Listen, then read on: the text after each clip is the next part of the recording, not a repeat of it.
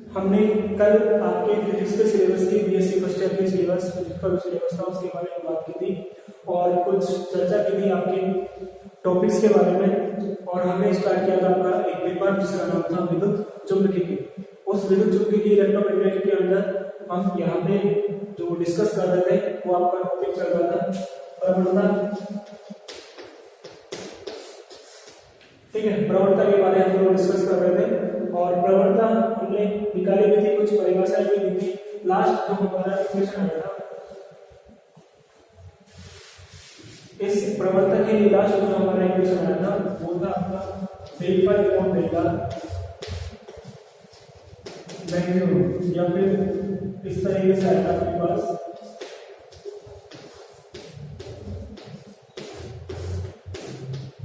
ये समीकरण आई है आपके पास कुछ। और हमने क्या कहा था कि अदिश राशि के मान में अधिकतम परिवर्तन की दर, अदिश राशि के मान में अधिकतम परिवर्तन की दर आपकी कहलाती है प्रवणता। तो कुछ इस तरीके से आपके पास लास्ट क्वेश्चन आई थी। अब हमारे पास जो अगला टॉपिक होगा वो अगला टॉपिक, इसी को आगे बढ़ाते हुए हम बात करते हैं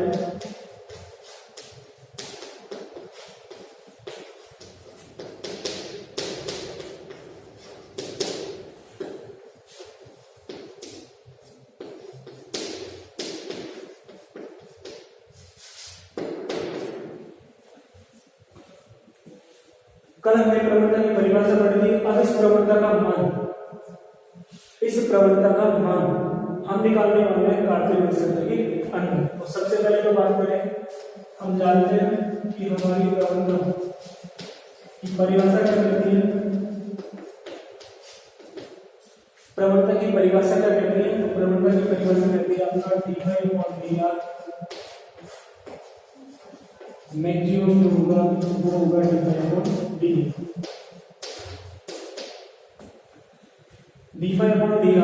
जो होगा, यानी कि उसमें अधिकतम परिवर्तन जो होगा वो किसके बराबर होगा d/d। एन क्या था? लंबवत दिशा में आपकी दूरी थी। तो किसी अदिश राशि के लंबवत दिशा में अधिकतम परिवर्तन की दर कहलाती है आपकी प्रवणता। और यही चीज आपकी यहाँ पे मैंने लिखी है। यदि हम माने ये लंबवत दिशा में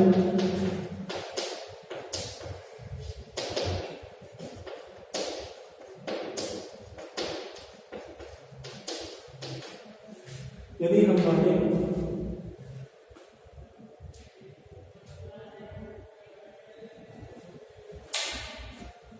कि लंबवत दिशा में आपका एकम सदिश है,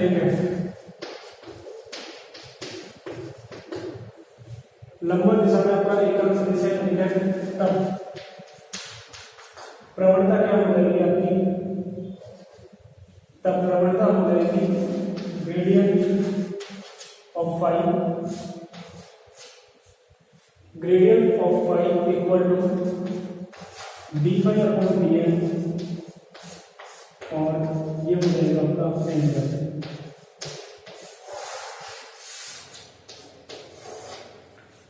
ठीक है, लंबवत दिशा में एकम सदिश जो है वो हम लेके चल रहे हैं आपके स्मॉल एरिया में। तो आपकी प्रवणता क्या हो जाएगी? Grade phi equal to d/dn और साथ में आपका एंगल। अब आगे का प्रोसेस करें तो यहाँ पे हो जाएगा समीकरण 2।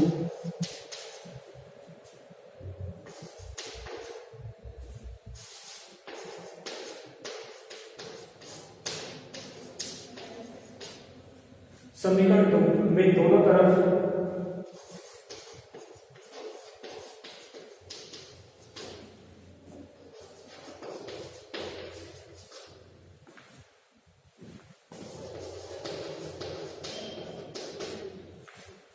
समीकरण 2 आपके पास ये हो जाएगी। इस समीकरण 2 में दोनों तरफ dr वेक्टर के साथ कर रहे हो अदिश गुणन, यानी कि दोनों तरफ को dr वेक्टर के साथ मल्टीप्लाई करना है। और कौन सा मल्टीप्लाई करना है? डॉट प्रोडक्ट करना है, अदिश गुणन करना है। तो करते हैं।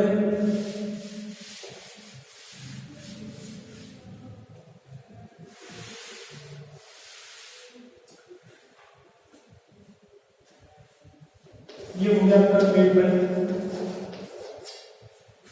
ग्रेडियंट फाई हो गया इधर, और साथ में आपने dr वेक्टर के साथ मल्टीप्लाई कर दिया, आधे गुणन कर दिया इसका। तो इधर मल्टीप्लाई करो d5/dn और ये मल्टीप्लाई हो गया n के साथ dr, ग्रेड 5 को dr के साथ में अधिकरण कर दिया, इधर की आपने d5/dn n का हो जाएगा dr के साथ आधे से गुणा। अब यहाँ पे देखिए तो सबसे पहले आपने ये कोष्टक वाला स्टेप है, ये जो कोष्टक वाला स्टेप है इसको सिंपल करें तो ये हो जाएगा n डॉट dr वेक्टर। इस कोष्टक वाले स्टेप को सॉल्व करें या इस कोष्टक वाले पद को सॉल्व करें तो ये हो जाएगा अपना वेक्टर डॉट dr वेक्टर के हिसाब से a वेक्टर और b वेक्टर होता है mod of a mod of b cos theta. तो यहाँ पे मॉड ऑफ a की जगह हो जाएगा मॉड ऑफ a और b की जगह हो जाएगा dr वेक्टर, तो मॉड ऑफ dr वेक्टर साथ में आपका cos theta. Mod of n इकाई सदिश का मोड निकाल तो हमारा आता है dr का, dr वेक्टर का मोड निकालोगे dr रहेगा cos थीटा ऐसे कैसे, और ये हो जाएगा आपका dr cos थीटा। और पर हमने इस वैल्यू को जो लास्ट क्लास होगी हमारी उस में हमने देखा था कि dr cos थीटा का मान किसके बराबर था, ये था आपका dn के बराबर।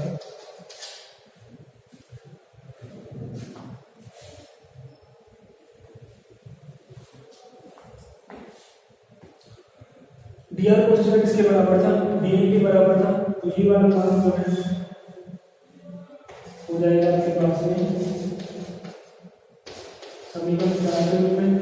ठीक है, वापस देखें इन दोनों का डॉट जो है आपको जिस तरीके से सिंपल करोगे mod of a mod of b cos theta mod of a n का मॉड बन गया, dr वेक्टर का मॉड हो गया dr cos theta as it is, dr cos theta बचेगा हमारे पास में, और dr cos थीटा का हमने निकाला था वो था आपका dn के बराबर। ठीक, मैं इस समीकरण 4 से वैल्यू रखूंगा यहाँ पर इसके बराबर ये वाला मान मिल रहा है, इसको रखो तो ये हो जाएगा आपका समीकरण नंबर 4 से समीकरण नंबर 3 में रखेगा। इस 4 से वैल्यू को उठा करके 3 के आंसर ये हो जाएगा आपका grad 5 dot dr equal to d5/dn और साथ में आपका dn से dn कैंसिल आउट हो गया, dn से dn कैंसिल आउट हो गया, बच जाएगा आपके पास में dn से dn कैंसिल आउट हो जाएगा, बच जाएगा आपके पास में d5। देखिए एक बार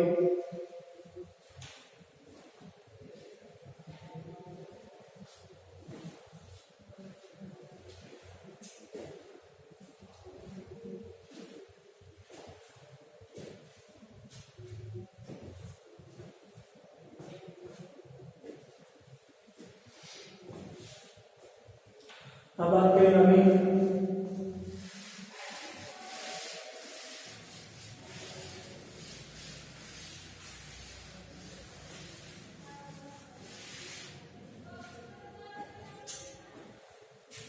तो हम बात कर रहे हैं अभी मान लिया आपका कार्टेल रिलेशन ले रहे हैं और उस कार्टेल रिलेशन के हम कितना हमने मान लिया, कार्टेल रिलेशन जो है हमने मान लिया कि फाई है जो आपके आदेश राशि है, वो आदेश राशि किसका फंक्शन है एक्स वाई जेड का। तो अगर ये आपके पास में है तो आप d5 निकाल सकते हो। लास्ट वाले लेक्चर के अंदर मैंने बताया था कि यदि आपका फाई एक्स वाई जेड का फंक्शन है तो आपको टोटल d5 क्या मिलेगा, वो मिल जाएगा d5 dx dx d5 del y dy और d5 del z dz। ठीक है, यदि फाई आपका एक्स वाई जेड का फंक्शन है या उनके ऊपर डिपेंड कर रहा है तो आपका टोटल डिफरेंशियल इस फाई क्या हो जाएगा d5 del x dx d5 del y dy और d5 del z dz। ये हो जाएगी समीकरण नंबर 6 से आप 5 के अंदर आपका क्या समीकरण बनेगा, 6 से मान रखोगे 5 के अंदर समीकरण क्या हो जाएगी grad 5 dot dr equal to d5 del x dx d5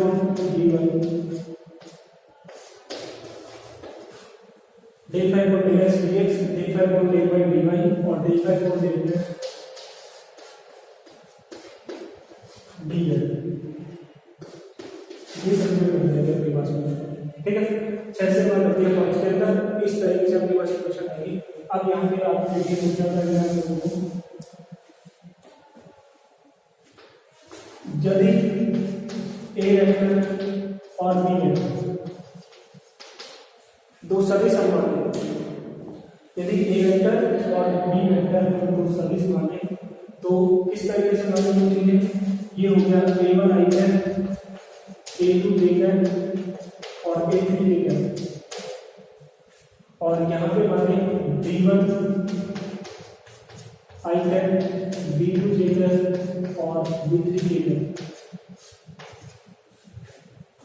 दो सदिश कंपोनेंट ए वेक्टर कंपोनेंट के रूप में इस तरीके से लिख सकते हो, बी वेक्टर कंपोनेंट या घटक के रूप में इस तरीके से लिख सकते हो। दोनों का डॉट निकालो, क्या आएगा, तब ए वेक्टर डॉट बी वेक्टर की अगर मैं बात करूं तो क्या होगा आपका, इन दोनों का डॉट निकालोगे क्या आएगा,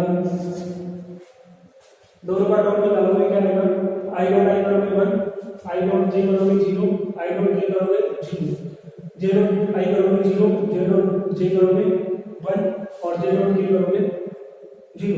इसी तरीके से क्या होगा आपके पास यहाँ पे। तो सीधी सी बात यह है कि सेम का सेम के साथ आप डॉट निकालोगे तो वैल्यू आएगी 1, और अगर आपका डिफरेंट वैल्यू है आई और जे आपके बराबर नहीं है, जे और के आपके बराबर नहीं है, तो उस कंडीशन में आपका मान आएगा 0। तो क्या वैल्यू बन जाएगी आपके पास, a1 b1 a2 b2 a3 b2, ठीक है। इसको थोड़ा सा और सिंपल करें हम, तो ये हो जाएगा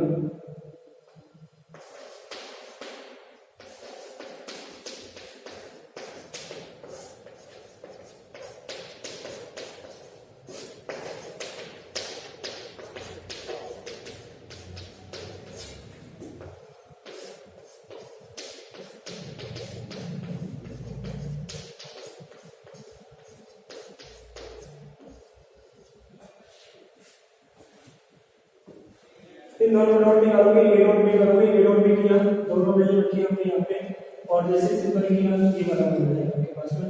तो हम क्या कर रहे हैं, ऐसा क्यों कर रहे हैं, तो यहाँ पे देखोगे ये वाली जो वैल्यू आपके आरएचएस में जो मान कर रहे हैं, उस आरएचएस में वैल्यू को अगर हम देखें तो कुछ इस तरीके से आपके पास a1 की वैल्यू हो जाएगा, b1 की वैल्यू हो जाएगा, a2 की वैल्यू हो जाएगा, b2 की वैल्यू हो जाएगा, a3 की वैल्यू हो जाएगा और आपका b3 की वैल्यू हो जाएगा। इस समीकरण को और इस समीकरण को और से देखिए, दोनों की तरफ, दोनों में जो आपका आरएचएस है वो देखिए, तुलना करें दोनों की, तो इधर आपका a1 इधर आपका d5 और dx, इधर आपका b1 इधर आपका dx, इधर आपका a2 इधर आपका a1 होगा, इधर आपका b2 है इधर आपका dy हो जाएगा, इधर आपका a3 है इधर आपका k1 हो जाएगा, और यहाँ पे dz आ जाएगा b3। कहने का मतलब इस चीज को अगर हम ये माने तो ये वाली चीज आपकी किससे मिल रही है, इससे मिल रही है, यानी कि दो सदिश राशि आपके घटक के रूप में आपको उनको लिख सकते हो। तो इस के आधार पर क्या लिख सकते हो आप यहाँ पे, इसको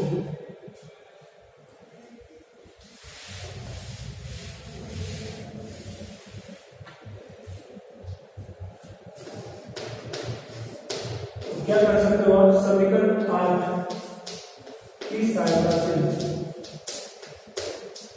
समीकरण 7 का आरएचएस,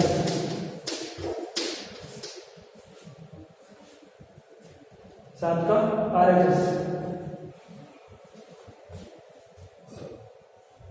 समीकरण 8 की सहायता से समीकरण 7 का आरएचएस निम्न प्रकार लिखा जा सकता है।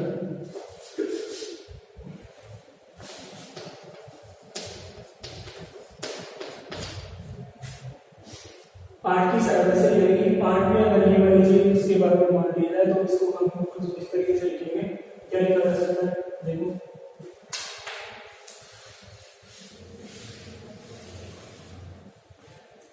तो यहाँ पे क्या लिखा जा सकता है, del phi upon del x dx, del phi थोड़ा सा del phi upon del x dx del phi upon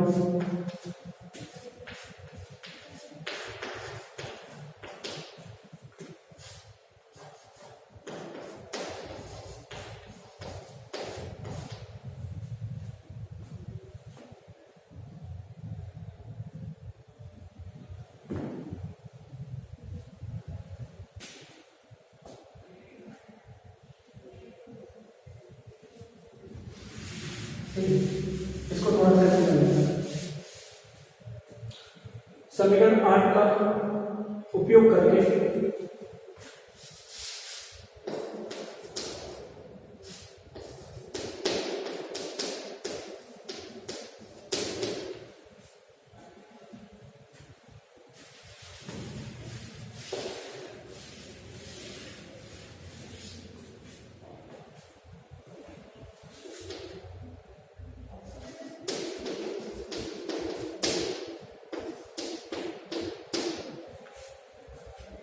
समीकरण 8 का उपयोग करने से समीकरण 7 में जो आपके पास में जो ग्रेड फाई वो बन जाएगा del phi upon dx del phi upon dy del phi upon dz और साथ में हो जाएगा आपका i cap x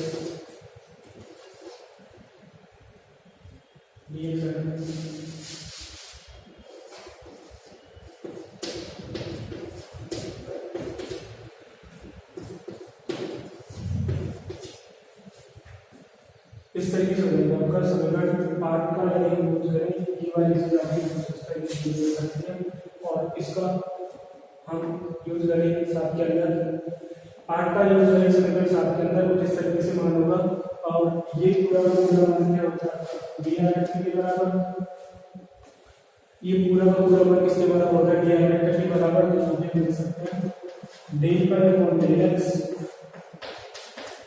del phi upon del y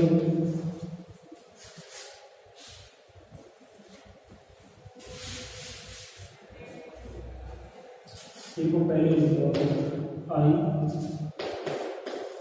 जे इस तरीके से एक साथ एक ऐसे करके मॉडल तो यहाँ पे हो जाएगा आपका आई del phi upon del x J del phi upon del y और के del phi upon del z और ये मान दिया है और इधर आपका चल रहा है ग्रेड फाई डी ये हो जाएगी आपकी समीकरण नंबर 9। ठीक है दोनों तरफ से आप डी आर वेक्टर को काट सकते हो या दोनों तरफ डी आर वेक्टर के मान की तुलना कर लेते हैं तो समीकरण में दोनों तरफ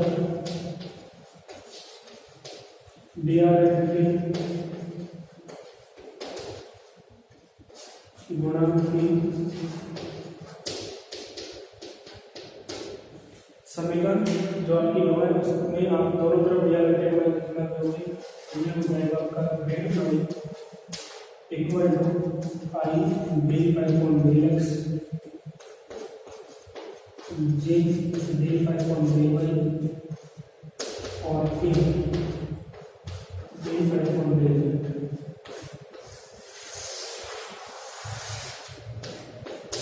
और ये ही क्या होता है आपका कार्बन रेसिपी के अंदर ग्रेडियंट का मान होता है प्रवणता का मान होता है उसका फॉर्मूला होता है तो इस चीज को देखिए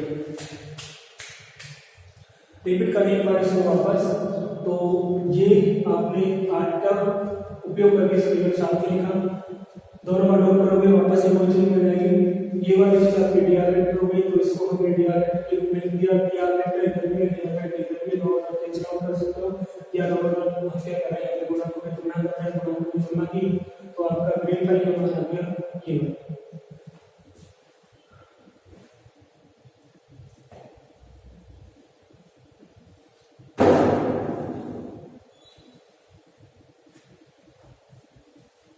आप देखो आगे छोटी सी चीज और है,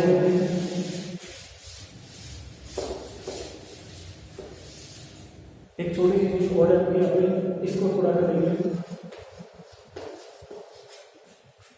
ग्रेड 5 यहाँ पे आपका आई डेल अपॉन डेल एक्स जी डेल अपॉन डेल वाई और फिर डेल अपॉन डेल एक्स और 5 अपना लेंगे बाहर। ये वाली चीज यहाँ पे भी आई का डेल अपॉन डेल एक्स, जी का डेल अपॉन डेल वाई, के का डेल अपॉन डेल एक्स, ये पूरा का पूरा जो मान होता है आपका इस फाइल को अगर हटा दें तो सही है। इसको ऐसे कैसे समझा रहा हूं आपको कि यदि हम ये वाली पूरी की पूरी चीज लें तो ये पूरा का पूरा जो मान है आपका ये कहलाता है आपका सदिश अवकलज संकलन। सदिश अवकलज संकलन ये कहलाता है आपका सदिश अवकलज संकलन।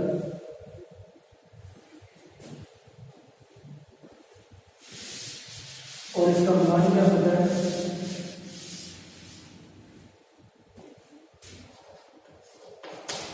सदिश अवकलज संकलन होता है और इसका मान अगर हम देखें तो मान होता है आपका I cap del upon del x, ji cap del upon del Y, K cap del upon del.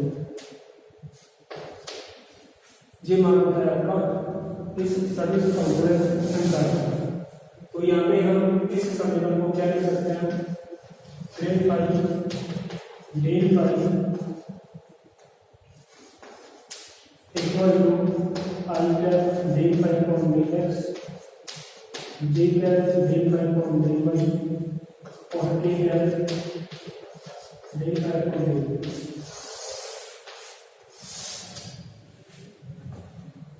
तो इम्पोर्टेंट चीज आपकी ये जो रिजल्ट मिला है, इस रिजल्ट को ध्यान में रखना है। इस रिजल्ट को पूछा जाता है कई बार, और कई बार इसी तरह का क्वेश्चन बन जाता है आपका कि कार्टेशियन केस के अंदर भी जो ग्रेडियंट होती है अदिश राशि की ग्रेडियंट या अदिश राशि की जो प्रवणता होती है उसका फॉर्मूला क्या होता है, उसका फॉर्मूला कुछ इस तरीके से डिराइव करके आओगे, व्युत्पन्न करके आओगे, उसका डेरिवेशन करके आओगे। ये होगा आपका अदिश फलन की प्रवणता का फॉर्मूला। किसके अंदर है? कार्टेशियन केस के अंदर है, कार्टेशियन केस में है।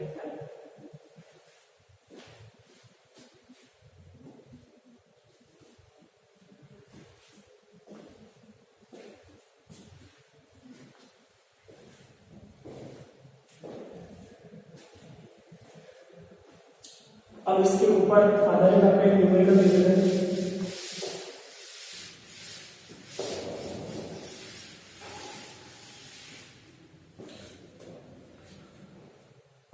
इसके ऊपर आधारित आपके न्यूमेरिकल दे देते हैं। क्वेश्चन आपको करना है कि यदि आपका आर वेक्टर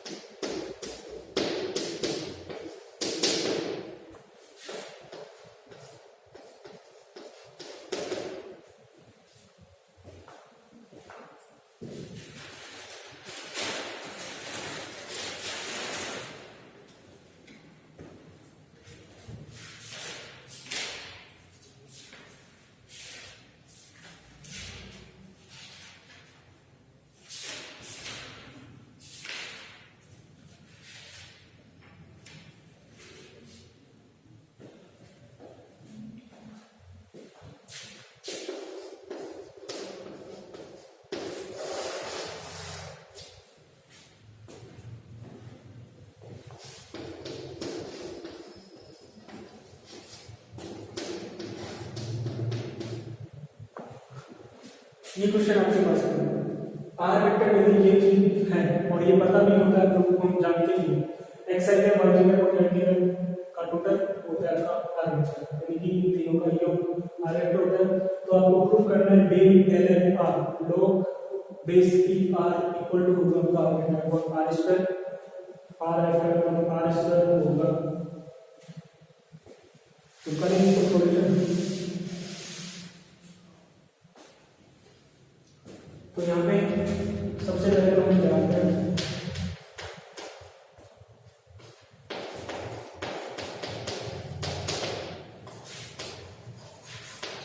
हम जानते हैं कि आपकी प्रवणता होगी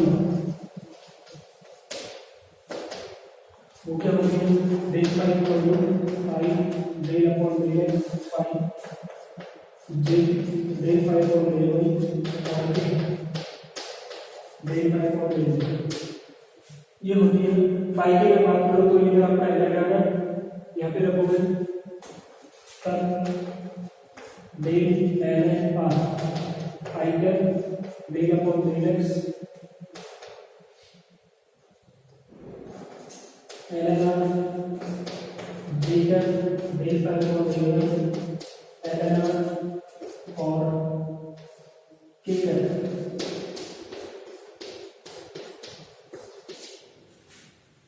ठीक है, फाई की अगर देखिए वैल्यू तो इधर आपका एलएनआर दे रखा है, इधर हमको फाई चाहिए होता है, फाई की जगह हम कहते हैं एलएनआर डेल एलएनआर इक्वल टू फाई की जगह एलएनआर रख दिया, फाई की जगह एलएनआर रख दिया, फाई की जगह एलएनआर कर दो। इसका ऊपर लॉग का ऑपरेटर क्या होता है आपके पास में 1 अपॉन और साथ में का एलएनआर अपॉन एक्स को वैल्यू होगा एलएनआर का भाई log ई आर, इसका x के सापेक्ष में अवकलन करो तो क्या होगा, आंसर अवकलन करो क्या हो जाएगा आपका 1 अपॉन आर और आर का वापस x के सापेक्ष इलेक्ट्रॉन। इसी तरीके से ये हो जाएगा अपना J cap 1 upon R del R upon del Y और इसी तरीके से हो जाएगा कि 1 upon R del R upon del Y.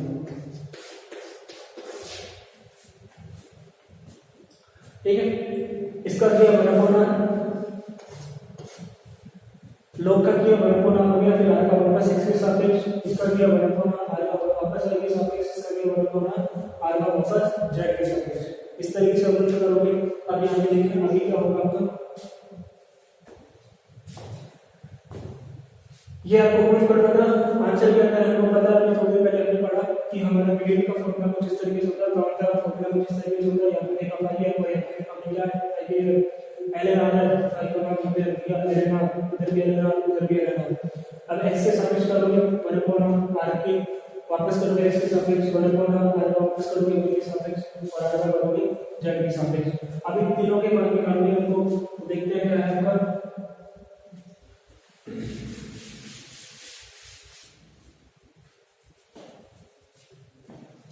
आगे देखिए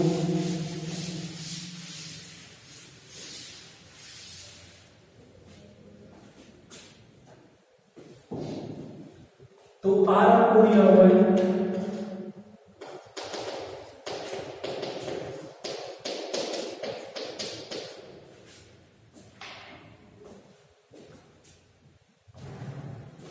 आर आपको दिया हुआ है ये तब आपका स्मॉल आर यानी कि मॉड ऑफ आर क्या हो जाएगा x square y square z square की पावर 100। आई का गुणा स्क्वायर जी का गुणा स्क्वायर के का गुणा स्क्वायर और उसका रूट निकाल दो तो ये हो जाएगा आपका, या फिर मैं यहाँ पे कर देता हूँ उसका आर स्क्वायर, क्या करते हो यहाँ पे आर स्क्वायर ये हो जाएगा x square y square z square, ये हो जाएगा आपका। अब इस समीकरण का जो आपके पास में स्मॉल a के रूप में आ गया आर स्क्वायर का x square plus y square plus z square, इसका यदि मैं करूं एक बार आर के सापेक्ष ये हो जाएगा आपका 2r और साथ में डेल आर और डेल एक्स, इधर करूंगा 2x y का हो जाएगा 0 क्योंकि आपसे ऊपर कर दो आप, तो यहाँ पे हो जाएगा y का 0 z का हो जाएगा 0, उसे 2 मिला डेल आर और डेल एक्स क्या आएगा x अपॉन r हो जाएगा। फिर अगली बात करें तो इसी प्रकार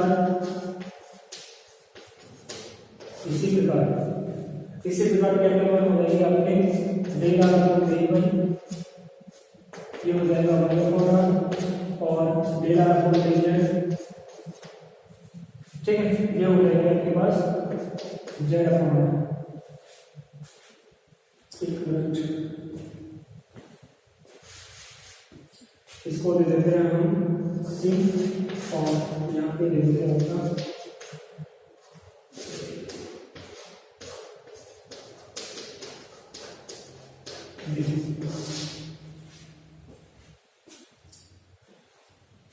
आर स्क्वायर था, आर स्क्वायर की वैल्यू होती है x square plus r square plus z square. इस समीकरण ए का यदि हम करूं एक बार x के सापेक्ष आंशिक अवकलन, एक बार करो x के सापेक्ष आंशिक अवकलन, तो इधर तो हो गया 2y डिवाइड बाय x, इधर करूंगा 2x हो जाएगा, आपका x का स्क्वायर करोगे तो 1 हो जाएगा, और इसका करोगे तो 0 हो जाएगा, इसका भी करोगे तो 0 हो जाएगा। ये वैल्यू करके आएगी समीकरण बी के अनुसार।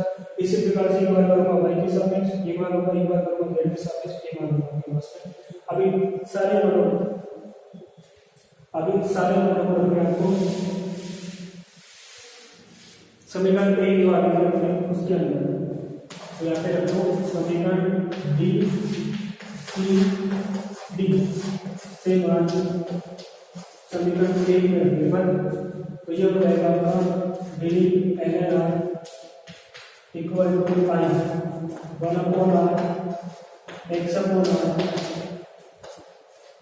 जे 1/r y/r और डी 1/r z/r। ठीक है, जो समीकरण एक थी उसमें आधार का डेल्टा अपॉन x, तो उसकी जगह मान रख दिया b से, यहाँ पे रख दिया डेल्टा अपॉन dy का मान c से, और यहाँ पे रख दिया डेल्टा अपॉन dz का मान d से। मान रख दिए x/r हो गया, y/r हो गया, z/r हो गया, इसका सिंपलीफिकेशन करोगे आप तो ये हो जाएगा x/r अपॉन r स्क्वायर, या फिर हम इसको एक साथ कर लें 1/r स्क्वायर x/r y/z और z/z। एक साथ इसका सिंपलीफिकेशन कर दिया, दोनों में या तीनों पदों के अंदर से क्या कॉमन आ जाएगा, 1/r square 1/r square common ले लिया आपका x/r y/z ये बच जाएगा। और इसको हम लिख सकते हैं यहाँ पे,